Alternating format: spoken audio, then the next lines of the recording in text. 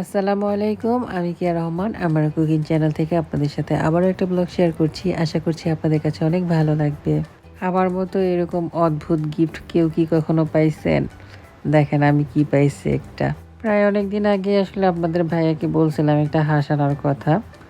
তো আজকে বৃষ্টি পড়তেছিল, এই বৃষ্টির দিনে সে একটা হাঁস নিয়ে আসছে আমার জন্য গিফট হিসেবে। আমার আসলে সেই ছোটবেলার কথা মনে পড়তেছিল, আমার আসলে চড়ুই ভাতি করার ইচ্ছা ছিল।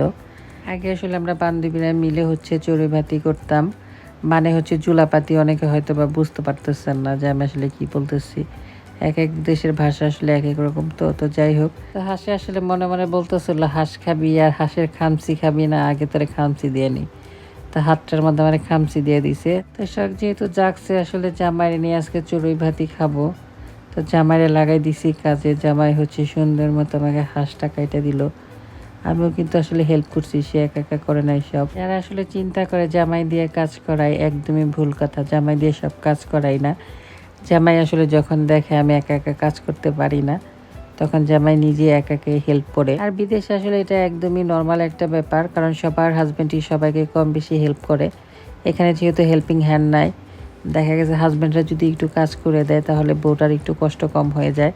আর মোটামুটি সবার ঘরে 2, 3, 4টা বাচ্চা আছে আলহামদুলিল্লাহ, সবাই আসলে সব দিক দিয়ে পরিপূর্ণ। তো বাচ্চাগুলো ম্যানেজ করার জন্য কিন্তু আসলে একটা মানুষ দরকার হয়। সেখানে একটা মানুষ রান্না বান্না সব কাজ নিজের হাতে করা। যারা আসলে প্রবাসে থাকে তারাই বুঝতে পারবে আমি আসলে কি বলতে চাইছি। তো এখানে আসলে খুবই নর্মাল একটা বিষয়। যারা আসলে বলেন যে অমুকের জামাই তো আসলে ঘরের মধ্যে এসে কাজ করে, তো আসলে আমরা বলি, আপনারা বলেন না, এতটুকুই তফাৎ, আর কিছুই না। আমরা আসলে এই জিনিসটা বলতে পছন্দ করি, হাজবেন্ড এত পরিশ্রম করার পরও আমাদের কষ্ট যখন দেখে, কষ্টটা বুঝে সে আমাদের হেল্প করে। এতটুকুই আসলে আপনার আর আমার মধ্যে তফাৎ, আর কিছুই না।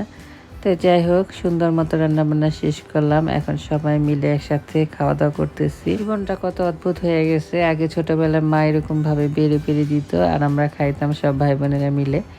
এখন আমি মা হয়ে সবাইকে এরকম ভাবে বেড়ে বেড়ে দিই, সবাই খায়। মাঝে মাঝে আসলে চিন্তা করি সেই ছোট্ট আমিটা কত বড় হয়ে গেছি, এখন কত দায়িত্ব নেওয়া শিখে গেছি। কিন্তু বিশ্বাস করেন, ভিতরে সেই ছোট্ট আমিটা সেই ছোট্টই রয়ে গেছি।